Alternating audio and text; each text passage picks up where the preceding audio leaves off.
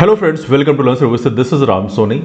मध्य Pradesh PSC का तो आपने सुन ही रखा है कि एमपीपीएससी अक्सर पेपर डिजाइन करती है, उसके बाद पहले आंसर की जारी होती है, उसके बाद सेकंड आंसर के में बहुत सारे जो क्वेश्चंस हैं डिलीट कर दिए जाते हैं या बहुत सारे क्वेश्चंस के आंसर को चेंज भी किया जाता है।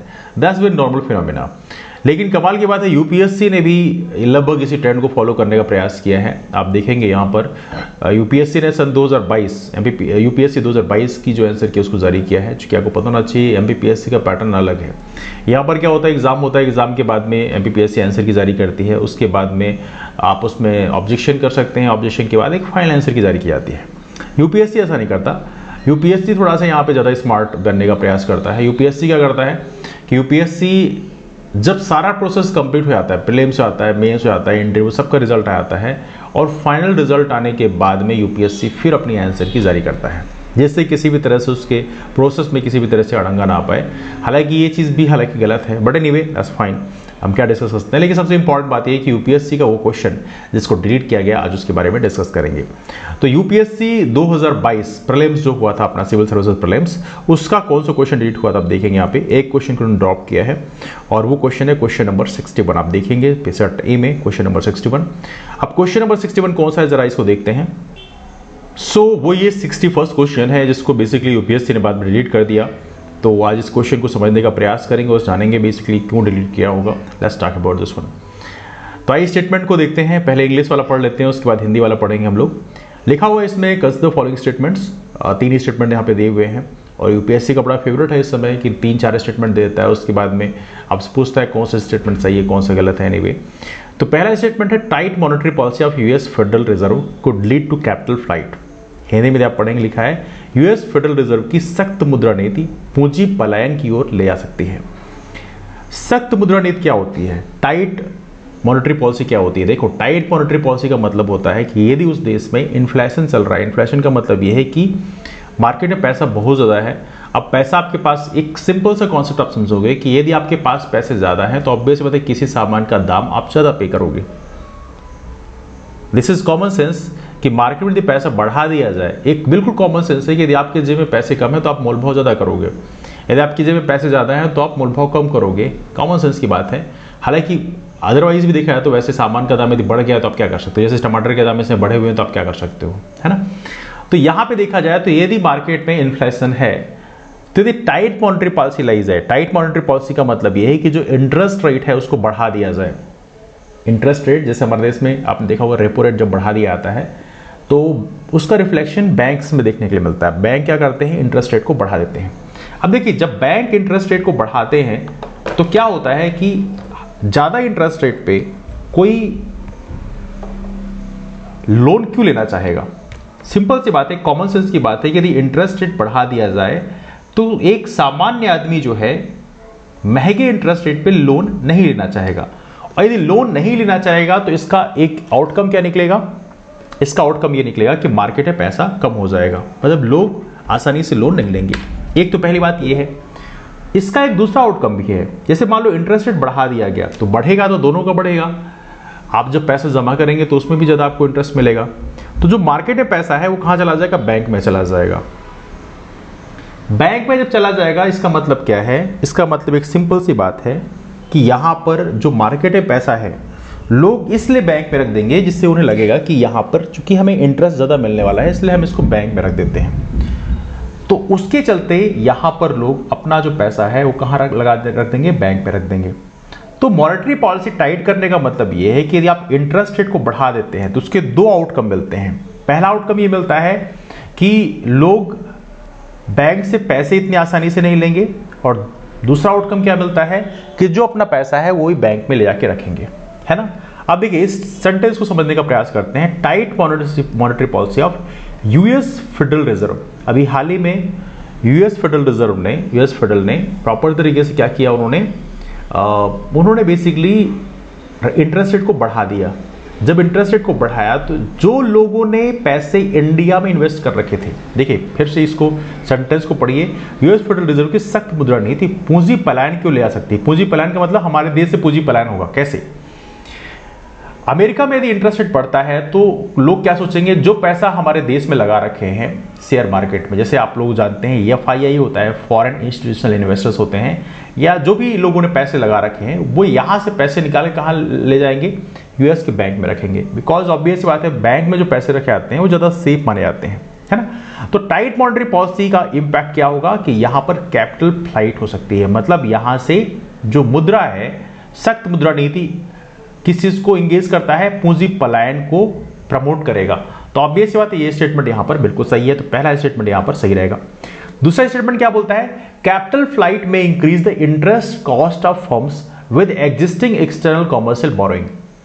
अब देखो इस सेंटेंस को भी समझने का प्रयास करते हैं। हिंदी में लिखता है पूंजी पलायन वर्तमान विदेशी वाणिज्यिक ऋण ग्रहण, इसे बोलते हैं एक्सटर्नल कॉमर्शियल बोरोइंग, वाली फर्मों को की ब्याज लागत को बढ़ा सकता है। कैसे? एक सिंपल सी बात है, कैपिटल फ्लाइट यदि हो रही है,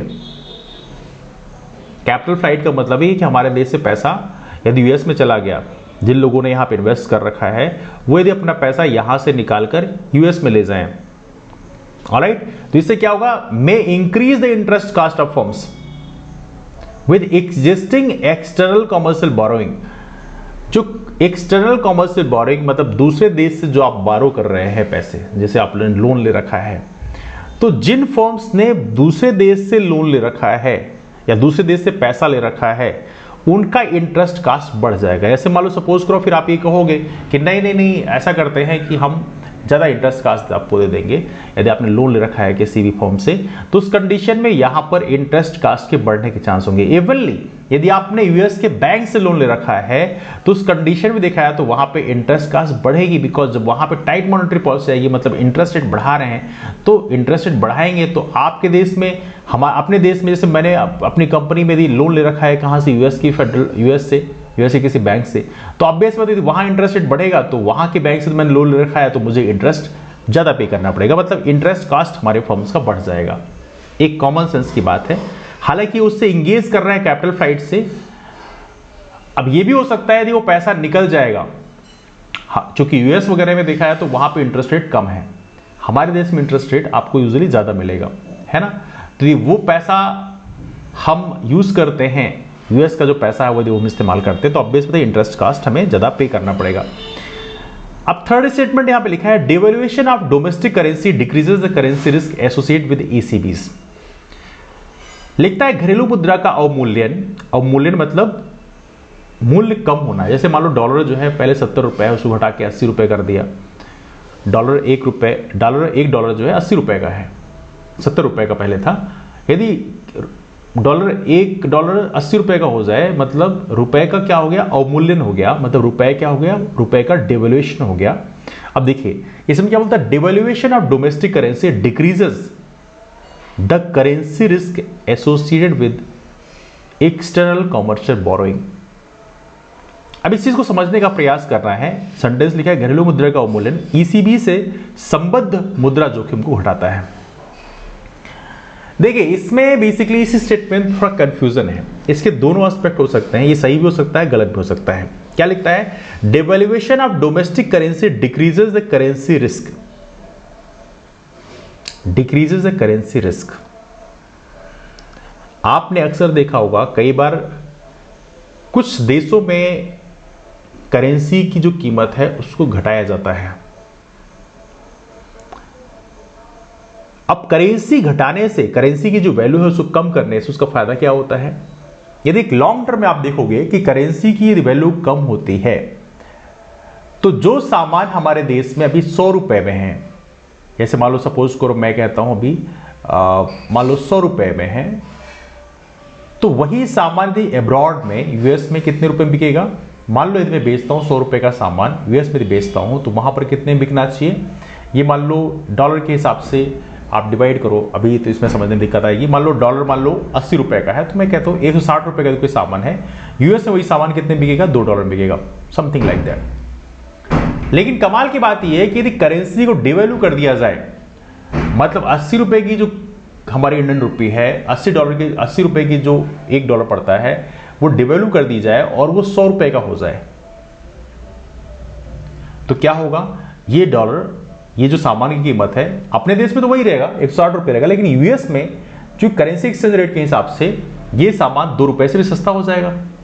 अब 2 रुपए से सस्ता हो जाएगा तो वहां की मार्केट में क्या करने लग जाएगा, कंपीट करने लग जाएगा। ऑब्वियसली सामान सस्ता होगा, लोग ज्यादा खरीदेंगे, है ना। तो इससे क्या होगा, हमारे देश का जो एक्सपोर्ट है वो बढ़ने लग जाएगा। ऑलराइट, तो डोमेस्टिक करेंसी को डिवैल्यू करने से यहां पर जो करेंसी रिस्क है ना, करेंसी रिस्क की समस्या, अब देखो करेंसी रिस्क की समस्या डिक्रीज होगी या इंक्रीज होगी।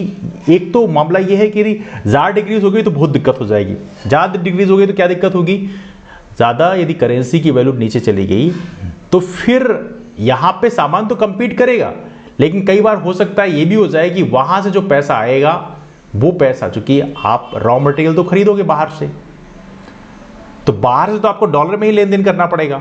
तो पता चला कि आपने जितने में रॉ मटेरियल खरीदा है उस सस्ते में आप सामान अपना बेच रहे हो, तो ये भी समस्या पैदा हो सकती है। तो यहां पर दोनों एस्पेक्ट हो सकते हैं। तो ऐसा एग्जैक्टली आप कह नहीं सकते हो कि करेंसी रिस्क डिक्रीज होगी या इंक्रीज होगी।